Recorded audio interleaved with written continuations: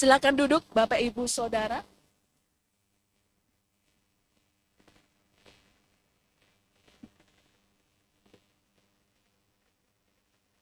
Senang sekali saya bisa berada di tengah-tengah Anda semuanya dan gak cuma beribadah bersama, tapi hari ini saya dipercayakan untuk membawakan firman Tuhan, saudara.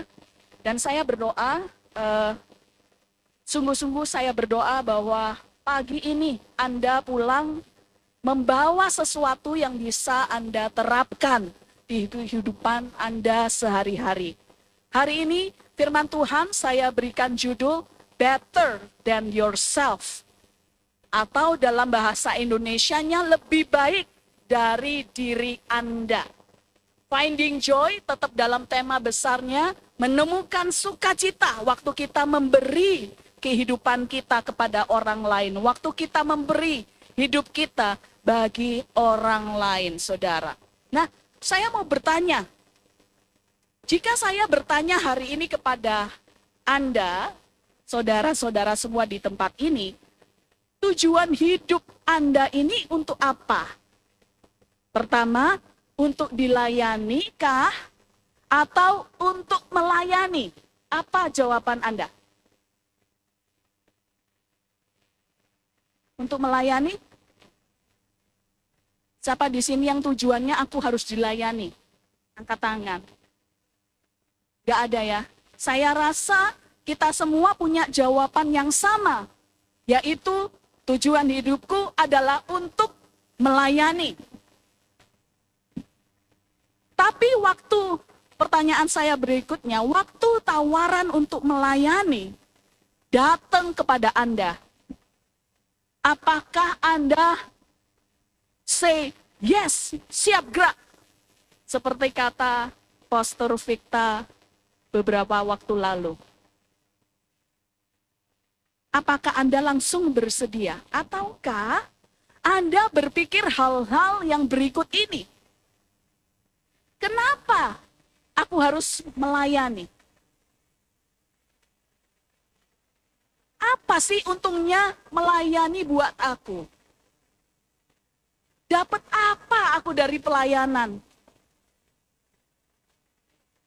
Hari ini saya ingin kita mengerti mengapa di gereja ini siklus pemuritannya adalah you come, datang dulu, pelajari dulu keadaan sekitar Anda mungkin, lalu tujuan Anda datang, duduk, nggak cukup berhenti di situ, saudara. Anda harus grow. Anda harus bertumbuh. Tanda Anda bertumbuh adalah come, grow, and then the next step is serve. Melayani. Kemudian setelah Anda melayani, Anda gak cukup berhenti di situ, tapi Anda lead. Memuridkan, memimpin orang lain. Untuk supaya membawa orang lain yang belum kenal kepada Tuhan, dibawa lagi untuk bisa come lagi. Siklusnya begitu terus. Come, grow, serve, lead. Untuk membawa orang lain lagi untuk come, grow, serve, lead. Itu siklusnya pemuritan di gereja ini, saudara. Siklusnya terulang-ulang kembali kepada diri orang yang berbeda, saudara.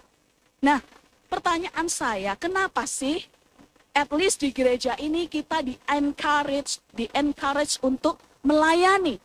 Kenapa kita bikin ministry expo supaya Anda semua tahu apa yang kita kerjakan di komunitas kita ini, supaya nggak ada satu orang pun yang nggak tahu gerejanya ngapain, supaya Anda bisa ikut aktif melayani. Kalau Anda yang belum punya pelayanan, pilih salah satu pelayanan yang bisa Anda layani, saudara. Ayat dasar kenapa kita melakukan apa yang kita lakukan di gereja ini adalah Matius 20 ayat 28. Bagi Anda yang belum tahu, ini ayat dasarnya. Kenapa sih kita selalu dipanggil untuk melayani? Sama seperti anak manusia itu siapa? Tuhan Yesus Kristus datang bukan untuk dilayani, melainkan untuk melayani, to serve, dan untuk memberikan nyawanya menjadi tebusan bagi banyak orang. Dalam artian memberikan nyawa sama dengan to give away his life. Not only to serve, gak cuman melayani, tapi untuk memberikan nyawanya menjadi tebusan bagi banyak orang. To give himself away. Ini ayatnya, saudara. Maka dari ayat ini kita bisa belajar bagaimana sih cara kita melayani. Bagaimana cara kita memberi hidup kita. To give yourself away to people. To God's love. To God's people. Gimana caranya? Yang pertama, kuncinya, kalau Anda mau tahu apa untungnya melayani saudara. Hari ini kita lebih dari sekedar untung rugi. Saya mau katakan apakah kita taat atau enggak taat. Karena result itu tanggung jawabnya Tuhan. Tapi ketaatan itu tanggung jawab kita. Result is God's responsibility. Obedience is ours. Ketaatan itu bagian kita, saudara. Di sini Tuhan Yesus memberikan contoh bahwa anak manusia datang untuk melayani, bukan untuk dilayani. Bagaimana mungkin? Inilah yang kita sebut sebagai serving itu adalah yang pertama sebagai servant leader. Jadi kalau Anda pemimpin-pemimpin di tempat ini, pastikan Anda bukan ongkang-ongkang kaki, bukan main perintah, tapi Anda itu servant leaders. Pemimpin yang melayani. Itu yang dicontohkan oleh Tuhan Yesus bagi kita semuanya. Lukas 22 ayat 26. Saya akan bacakan dari beberapa versi supaya Anda nangkep benar. Terjemahan baru berkata, melainkan yang terbesar di antara kamu hendaklah menjadi sebagai yang paling muda. Dan pemimpin sebagai pelayan, servant leader. Pemimpin sebagai pelayan. Sebab siapakah yang lebih besar, yang duduk makan atau yang melayani? Bukankah dia yang duduk makan? Lihat ini, Tuhan Yesus, cara kerjanya, konsep surga tentang melayani adalah, tetapi aku ada di tengah-tengah kamu sebagai pelayan loh, saudara. Terjemahan firman Allah yang hidup berkata demikian. Orang yang paling banyak melayani, dialah pemimpin kalian. Coba cek. Di sini siapa yang paling banyak melayani? Dialah pemimpin kalian. Terjemahan bahasa Indonesia masa kini berkata sebaliknya, orang yang terbesar di antara kamu harus menjadi seperti yang terkecil. Dan pemimpin haruslah menjadi seperti pelayan. Di dunia ini majikan duduk di meja dilayani oleh para pelayannya. Tetapi di antara kita tidak demikian halnya. Karena akulah pelayan kalian. Dalam artian pelayan kalian memberi diriku untuk melayani orang lain. Jadi kesimpulan dari poin pertama ini, those who lead, serve. Siapa saja yang memimpin, maka dia haruslah menjadi pelayan, serve. Banyak orang hari gini merasa dirinya pemimpin di tempat kekuasaan yang tinggi, tapi kemudian pengennya dilayani. Mau khotbah aja, ada yang bawain tasnya sendiri. Tapi orang-orang yang mengerti konsep servant leader ini, saudara, mengerti juga bahwa power is for service.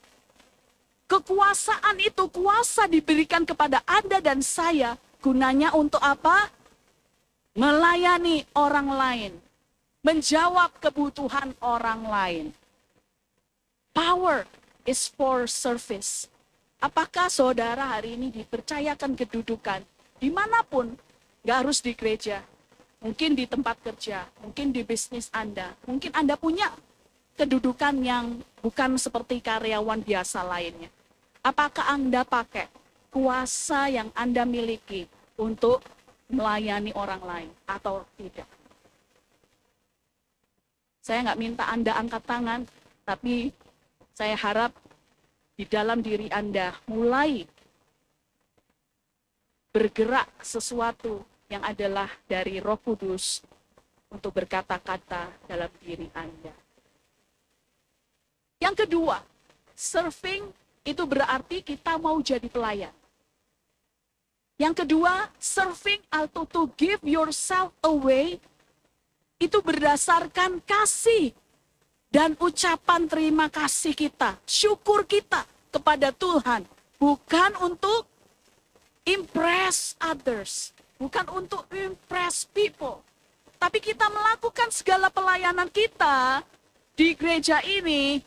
Anda bisa tanya kepada teman-teman yang volunteer frontliners di tempat ini. Kenapa mereka keep serving? Kenapa mereka mau 8:30 ibadahnya mereka sudah ada di tempat ini jam 7. Bahkan ada yang jam 6 sudah ada di tempat ini. Kenapa mereka mau? Apakah mereka mendapat pujian dari kita semuanya? Enggak. Kenapa mereka mau? Karena mereka melakukannya atas dasar kasih dan ucapan syukurnya kepada Tuhan Yesus Kristus. Kalau tanpa kasih Tuhan, kita semua nggak mungkin ada di tempat ini, saudara. Filipi 2 ayat 3 berkata demikian. Dengan tidak mencari kepentingan sendiri atau puji-pujian yang sia-sia. Sebaliknya hendaklah dengan rendah hati yang seorang menganggap yang lain lebih utama dari dirinya sendiri. Janganlah tiap-tiap orang hanya mementingkan, memperhatikan kepentingannya sendiri, tetapi kepentingan orang lain juga. Banyak orang yang melayani dengan motivasi supaya dilihat orang, supaya dihargai orang, supaya dipuji. Di gereja ini kita punya budaya memperkatakan yang baik, yang positif, yang membangun. Kita nggak biasa menjatuhkan orang lain. Tapi yang kita incar bukan itu, saudara. Bukan puji-pujian dari manusia. Karena dengan demikian, kalau kita incar puji-pujian dari manusia, kita sudah mendapatkan upah dari pelayanan kita. Kita nggak mengincar itu. Yang kita incar adalah reward dari Tuhan sendiri.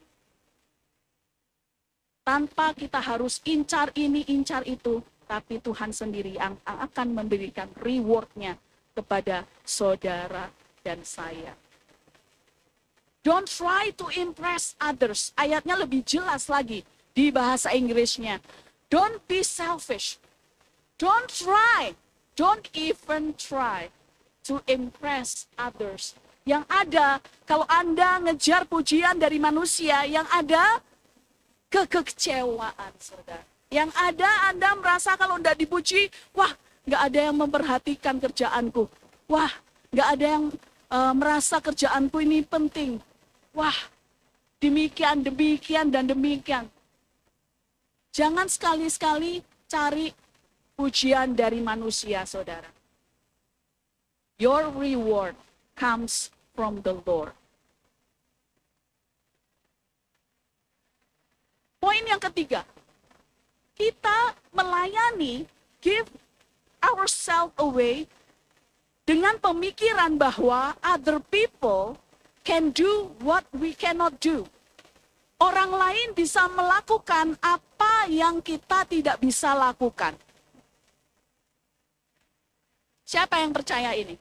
Orang lain bisa melakukan apa yang kita nggak bisa lakukan. Apakah ada di antara Anda yang berpikir, aku bisa kok melakukan semuanya? Aku bisa jadi usher, nyalamin orang dengan senyum yang terbaik, dengan manis, bisa.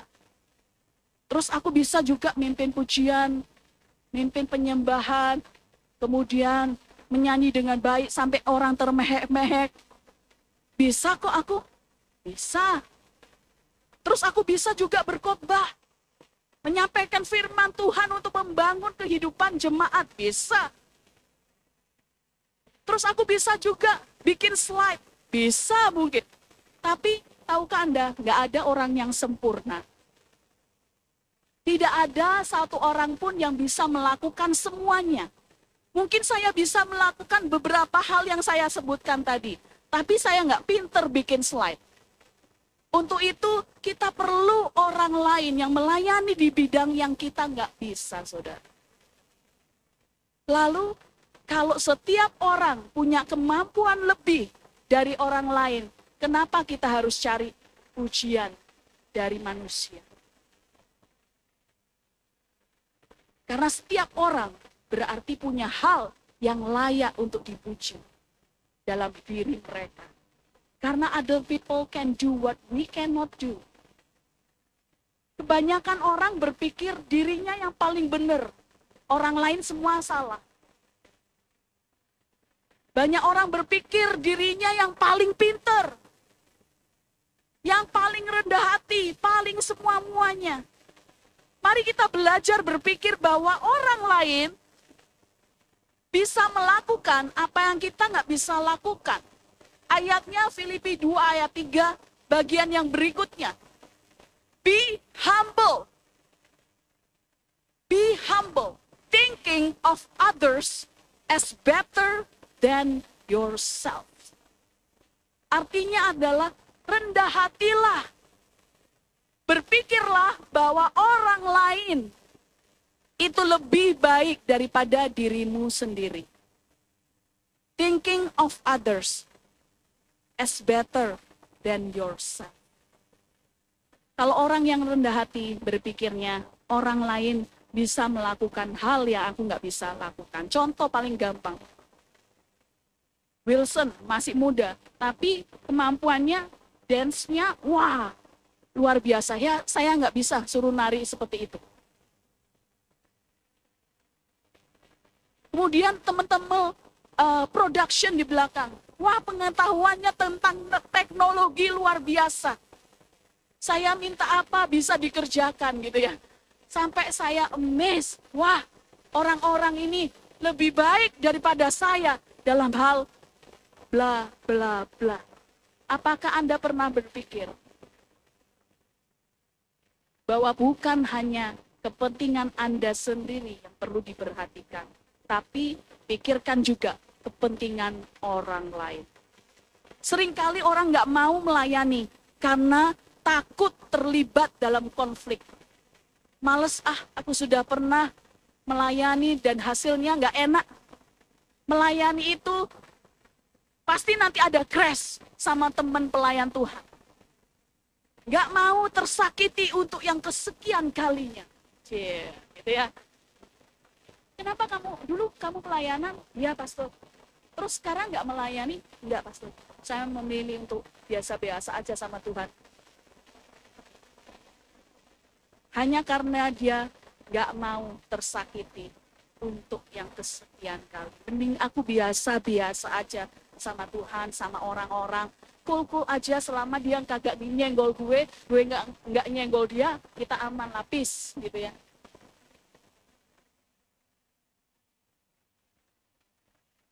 Kita merasa kalau kita terlibat dalam pelayanan, kita sudah harus siap-siap mengalami crash dengan orang lain. Apakah benar demikian?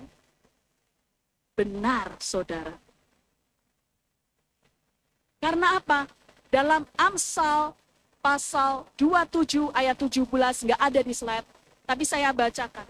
Besi menajamkan besi orang menajamkan sesamanya, saudara.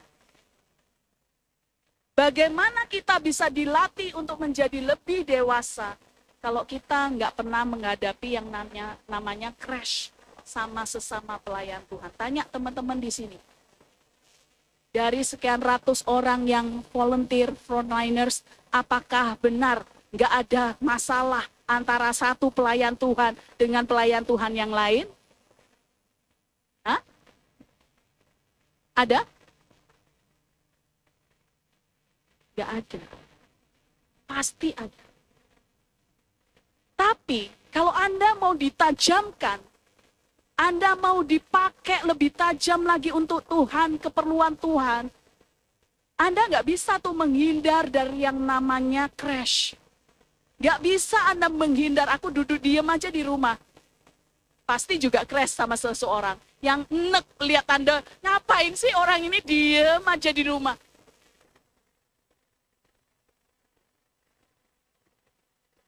Sebagaimana baja mengasah baja, begitu pula manusia belajar dari sesamanya. Tahukah Anda, waktu kita melayani, tanpa kita sadari, kita makin mengerti tentang siapa diri kita dan siapa orang lain.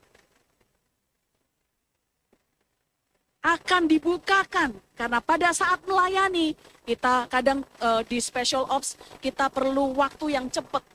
Tak, tak, tak, tak, tak. Ada orang yang lelet gitu ya. Ngapain tadi, Ci? Aduh, gawat. Maka kalau dia nggak cepat beradaptasi, thinking of others and better than yourself, tamat kita. Understand more of ourselves. Kita bisa mengerti diri kita sendiri. Sebenarnya karakteristikku ini orangnya seperti apa? Terus orang lain kayak apa? Masing-masing orang punya cara yang berbeda untuk menangani sesuatu hal. Nggak bisa kita samakan dengan diri kita. Itulah yang banyak kali menyebabkan crash, saudara. Karena kita maunya semua berlaku kayak kita. Padahal ada orang lain yang cara melakukan hal-hal beda dengan apa yang kita pikirkan. Crash, sakit hati.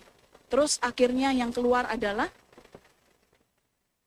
udahlah, gak usah pelayanan-pelayanan, gak usah Tuhan-Tuhanan, gak usah gereja-gerejaan. Ternyata orang Kristen gak ada bedanya sama orang yang gak percaya Tuhan. Kemudian kita lepaskan proses untuk mendewasakan diri kita ini, saudara.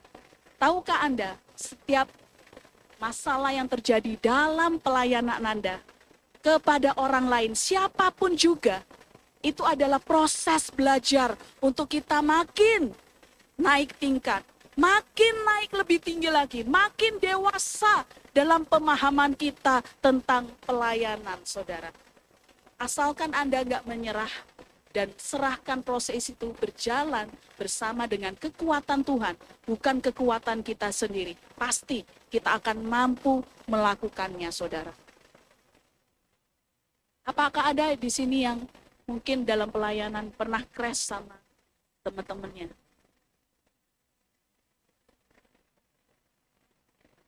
Ya, terima kasih sudah jujur. Tapi jangan menyerah, saudara, karena itu proses untuk mendewasakan diri Anda. Respon Anda sangat menentukan pertumbuhan rohani Anda. Kalau Anda berhenti, diam, begitu juga dengan pertumbuhan rohani Anda. Nah, saudara, pada waktu kita melayani orang lain, mungkin kita berpikir, melayani nggak bisa apa-apa, nyanyi, fales, ketawa aja fales ya, terus doa nggak bisa, belum bisa, terus apalagi yang bisa aku kerjakan, saudara? Saudara, mulailah dari mengerti kondisi orang lain. Lihat teman-teman Anda, teman sepantaran Anda, teman bermain Anda, teman kerja Anda. Tanya mereka, hei, gimana kamu kabarnya hari ini? Bukan basa-basi, tapi tanya betul sama dia. Gimana kabarmu hari ini? Kalau dia bilang kurang baik, apa yang bisa aku doakan? Saya rasa Semua orang suka didoakan. Gak ada tuh orang yang gak mau didoakan. Karena doa itu pasti sesuatu yang baik yang kita ucapkan kepada mereka. Tanya, apa yang bisa saya doakan? Anda nggak perlu punya keahlian atau bahasa-bahasa yang puitis untuk berdoa. Katakan aja apa yang ada di pikiran Anda kepada Tuhan. Allah mengerti bahasa Anda. Ketika kita mulai ngerti kondisi orang lain, ketika kita belajar peduli kepada keadaan orang lain, Anda akan mulai merasakan the real joy comes from serving. Kenapa teman-teman ini volunteers rela dan suka untuk melayani? Tanyakan nanti di jalan pulang, kalau Anda ketemu mereka yang baju biru, greeters, usher, tanyakan kenapa kamu suka melayani. Tahukah Anda? People say money cannot buy happiness. Uang itu nggak bisa membeli kegembiraan atau kebahagiaan. Yes, it can. You just need to give it away. Bisa, saudara, tapi kuncinya Anda harus belajar untuk memberikannya kepada orang lain yang membutuhkan. Maka pada waktu kita belajar memberi kepada orang lain, apa yang mereka butuhkan, kita belajar, wah sukacitanya nggak bisa dibeli pakai uang.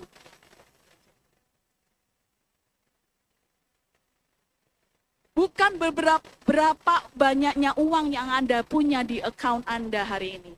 Tapi berapa banyak yang engkau berikan kepada orang lain karena kasih Anda kepada Tuhan dan karena kasih Anda kepada orang lain.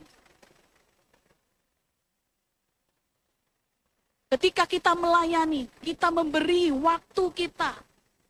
Jam 7, jam 6 sudah ada di gereja. Gak gampang loh saudara. Apalagi bagi anak-anak muda untuk berada di gereja sepagi itu adalah sebuah kesukaan. Amin.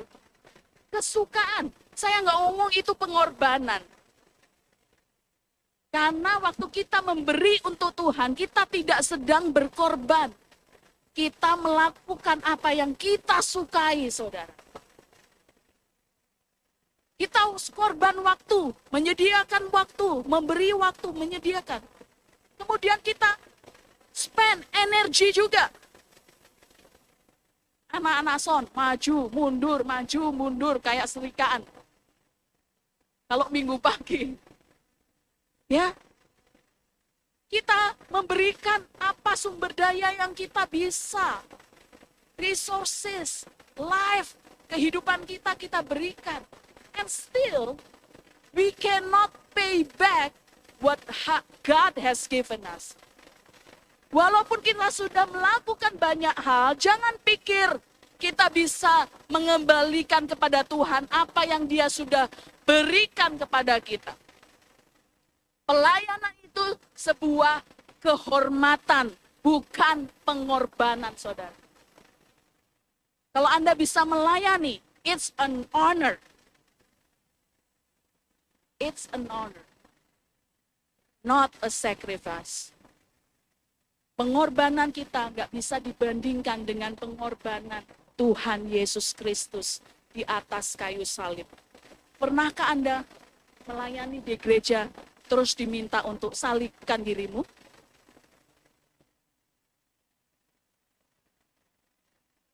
Enggak kan? Maka apapun yang kita lakukan tidak bisa membayar kebaikan Tuhan. Cannot compare to the glory that we get from the Father. Gak bisa dibandingkan dengan kemuliaan yang kita dapat dari Tuhan. Real joy comes from serving. Saya encourage semua orang di sini yang belum melayani, coba melayani. Nanti Anda akan temukan banyak hal, Anda bisa mengerti apa itu servant leaders. Anda bisa mengerti kenapa kita perlu orang lain. Bahkan ada orang-orang lain yang lebih baik daripada diri kita. Di gereja ini saya belajar banyak dari Pastor Don, dari Pastor Victa, dari Aldo, dari teman-teman semuanya yang lainnya. Karena mungkin saya menyadari, bukan mungkin, saya menyadari bahwa saya nggak bisa mengerjakan apa yang mereka kerjakan. Jadi keep humble. Learning from the people around you that God put around you. Belajar terus dari orang-orang yang Tuhan tempatkan ada di sekeliling Anda. Jangan pernah berhenti belajar. Last thing, kita belajar bahwa melalui melayani, lewat serving, melalui giving yourself away, Anda belajar satu fakta. Bahwa tidak ada seorang pun yang lebih baik daripada orang lain. We are not better than everyone else. Kenyataannya, no one is. Gak ada orang yang lebih baik daripada orang lain, saudara. Jadi pagi ini, saya rindu untuk kita semua belajar, rendah hati. Kalau Anda merasa lebih di sesuatu hal, rendah hatilah. Ya. Jangan merasa diri Anda paling dari semua orang yang lain. Karena enggak ada orang yang paling lebih dari orang lain. Kita ikuti contoh yang diberikan Tuhan Yesus. Anak manusia datang untuk melayani, bukan untuk dilayani. Yang kedua, kita ini melayani bukan untuk impress people. Bukan untuk membuat orang lain terkesan tepuk tangan. Wah, hebat ya. Tapi kita melakukannya karena atas dasar kasih dan ucapan syukur kita sama Tuhan. Dengan melayani, kita mengatakan bahwa kita mau menempatkan orang lain lebih tinggi dari diri kita sendiri. Dan kita akan dituntun Tuhan untuk mengerti lebih baik tentang siapa kita dan tentang siapa orang lain. Waktu kita melayani, kita mendapatkan pengertian bahwa orang lain bisa mengerjakan hal-hal yang mungkin kita nggak bisa kerjakan. Yang terakhir, kita mengerti bahwa kita nggak lebih baik daripada semua orang lain. Tidak ada orang yang lebih baik dari orang lain. Saya undang pemain musik untuk bisa maju ke depan.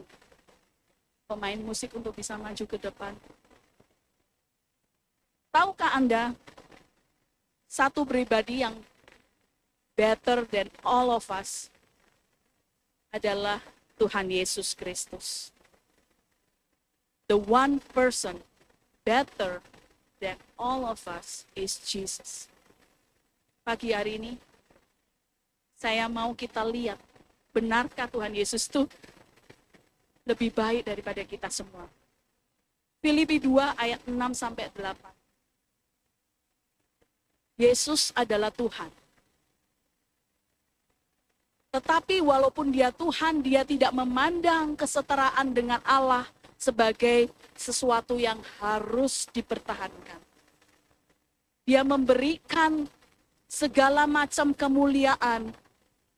Dia lepaskan segala macam kuasa, keuntungan yang bisa dia dapatkan. Dengan rendah hati, dia ambil posisi sebagai budak dan dilahirkan sebagai manusia. Di Yohanes 13 bahkan diceritakan bahwa Tuhan Yesus membasuh kaki murid-muridnya. Dia merendahkan dirinya dengan ketaatan di hadapan Tuhan. Dia memberikan hidupnya bagi kita semuanya. Mari saya undang saudara bangkit berdiri. Di kursi Anda sudah tersedia roti dan anggur yang kita mau ambil bagian di dalamnya pagi ini. Mari kita renungkan. Tuhan Yesus adalah satu-satunya pribadi yang lebih baik daripada kita semuanya, saudara. Maka kita nggak punya hak untuk sombong. Jangan ada seseorang pun yang memegahkan diri. Karena sebenarnya apa yang kita bisa lakukan itu karena Tuhan yang memampukan kita. Mari kita renungkan firman Tuhan pagi ini. Bahwa satu-satunya pribadi yang mengasihi kita hingga rela memberikan hidupnya, mati di kayu salib adalah Tuhan Yesus Kristus. Mari kita